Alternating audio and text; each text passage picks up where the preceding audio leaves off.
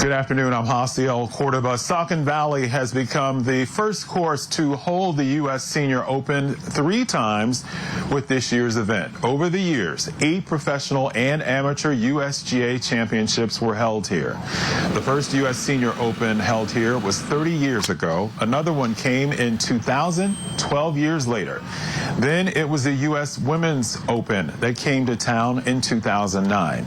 But before that, there was the 1951 U.S. Amateur. Over a dozen courses across the U.S. have hosted more events.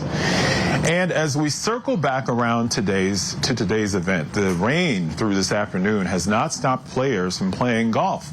Gates opened at 7, and Allie Reed has been here with me since early this morning covering the event, and she's spoken to a number of officials who have shared the amount of work it takes to get an event like this into play. She joins us now with more. Allie.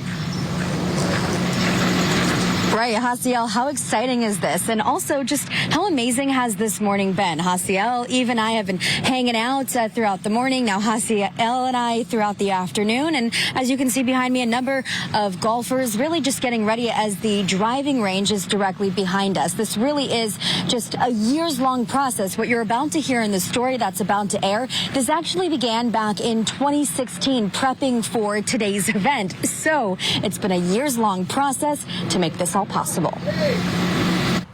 Another national championship is back in the Lehigh Valley. We're just very excited that here we are again 13 years later.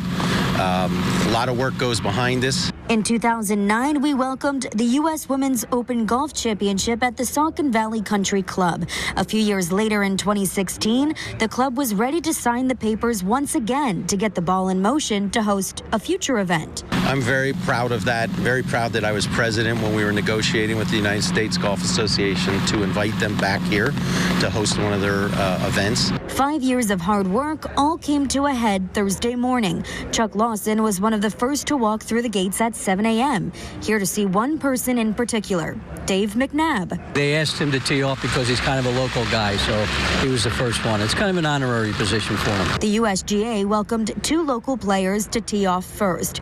Dave McNabb of Malvern was one of them.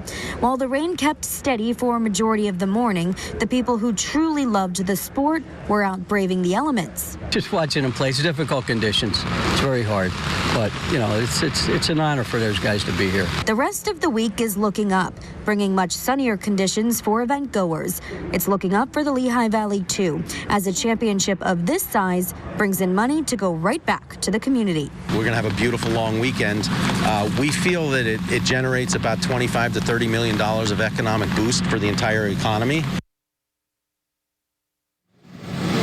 Now, that's a large amount of money, to say the least, right? And that's the exciting part here. While the country club is bringing in tens of thousands of people from not only right here in the Lehigh Valley, but all over the country, it really is exciting that a lot of the restaurants and shops nearby, both at the Promenade as well as in Bethlehem and a number of other towns in the area, they're really starting to see the impact of what it's like to have a large championship like this right here in the Lehigh Valley. So again, having an event of this caliber really is just going back right here to the Lehigh Valley, and that's what makes this event so special. Now, Hasiel, I'm going to send it back over to you, but I'm going to be talking with you in just a little bit.